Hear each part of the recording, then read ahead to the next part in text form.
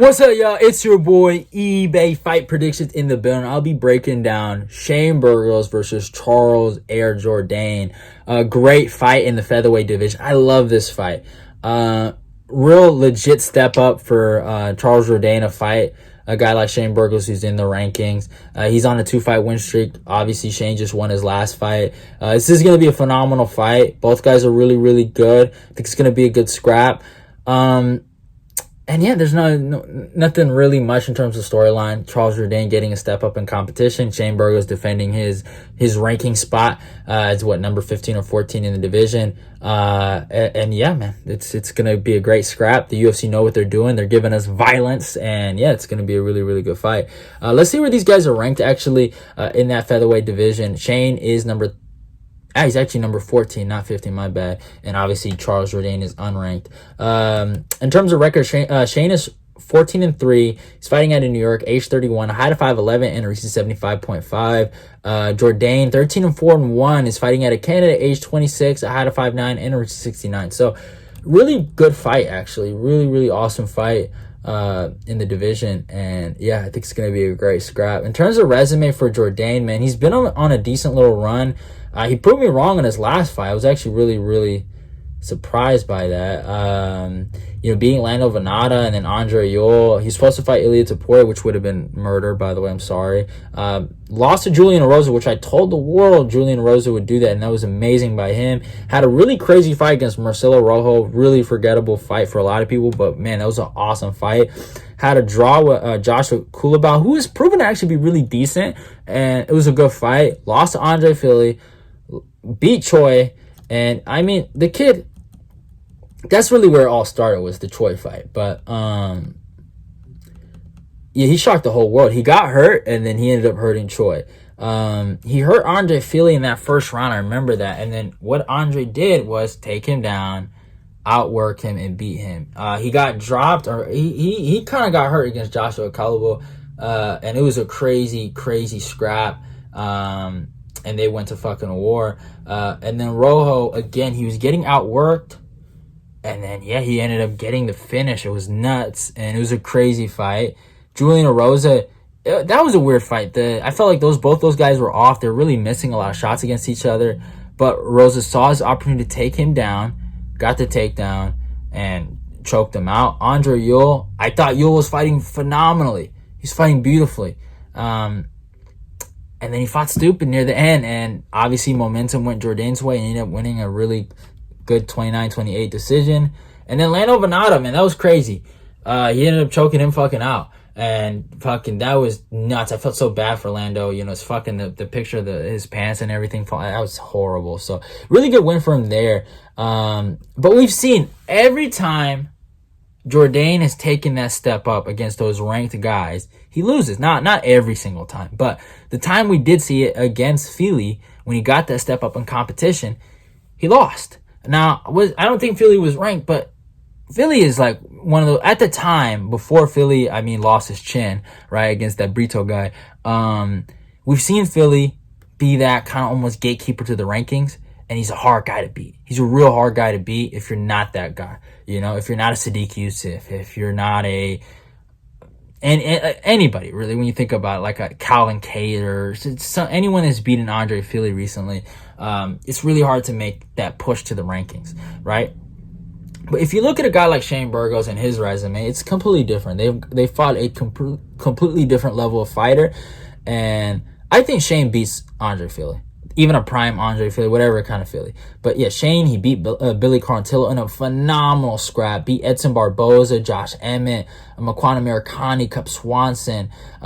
He did lose to Calvin Kattar. He beat Charles Rosa. He has that win over Bill Algeo, which is aged pretty well back in the day. So you see, like, he's fought really good competition. Now, obviously, when he takes that next step into that top 10, top 5 guy, he loses. But you look at his 2 losses.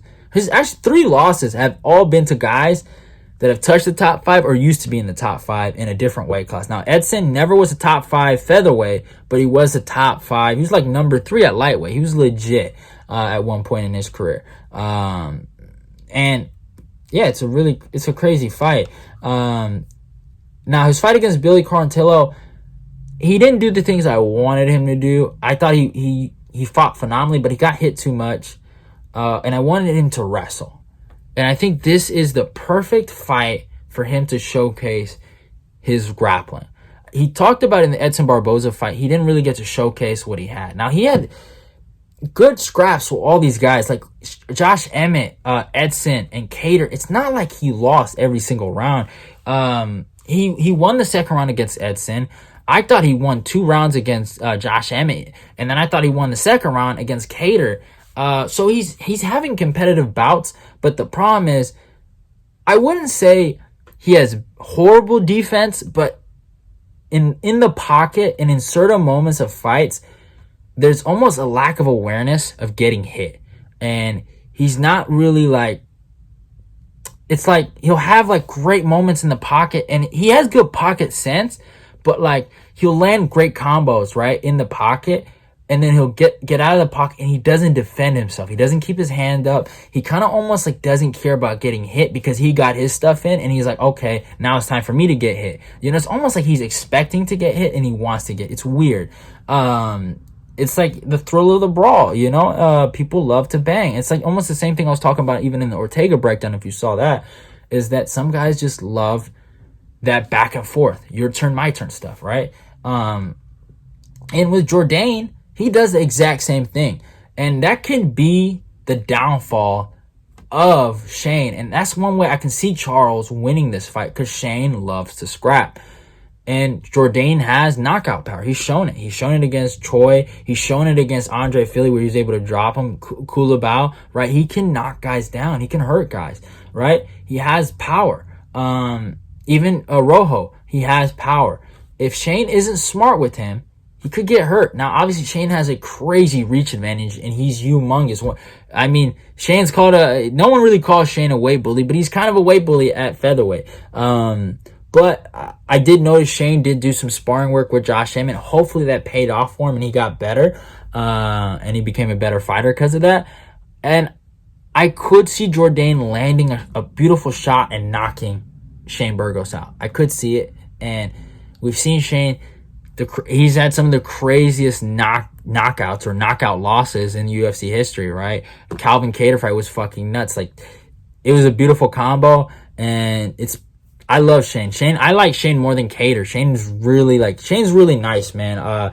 Obviously, sometimes I DM him, you know, and he responds back, and it's probably one of the nicest fighters I've actually ever communicated with. He's really a good human being. And I wish the best for the guy, man. He's super nice. So I'm a little biased here, but yeah, like I was saying, like he could get caught, and obviously I really hope he cleans up some of the defensive holes, because he's not bad. I hate when people say he has bad defense, because it's not that he has horrible defense. It's a mistake that he makes, and you could say, I guess, that is bad defense, but it's like, I feel like it's almost not fair to say. It's almost like, what's the word? It's you're almost like wiping it off with like a simple brush, you know? Like, that's not the problem. It's not that he has horrible defense or he doesn't know. He knows how to move his head. He knows how to block shots. It's just he has a tendency of getting hit, and that's the issue. But it's more than just. It's almost like a habit. Like, it's weird. It's a weird thing. But I hope he does fix some of those bad habits that he has, and he gets better. And I hope he uses his jiu-jitsu, man. His jiu-jitsu is probably like the biggest ace of his UFC career that he hasn't really shown. And Jourdain sucks on the ground. So I'm actually going to take Shane Burgos by third round submission. I think he can choke this kid out. If he wrestles, oh my God, he's a fucking monster in this division. With his output, his cardio, and then his jiu-jitsu and wrestling, Shane, this is MMA. It's not boxing. It's not fucking Muay Thai. You can fucking take this mofo down and choke him out. So yeah, I'm taking Shane Burgos by third round submission. Hope you guys enjoyed the breakdown. Your boy is out of here. Go follow me on my Twitter. Like, comment, and share, and subscribe. Also follow me on my Instagram. Go click the notification button. I'm out of here. It's your boy eBay. Love y'all, and goodbye.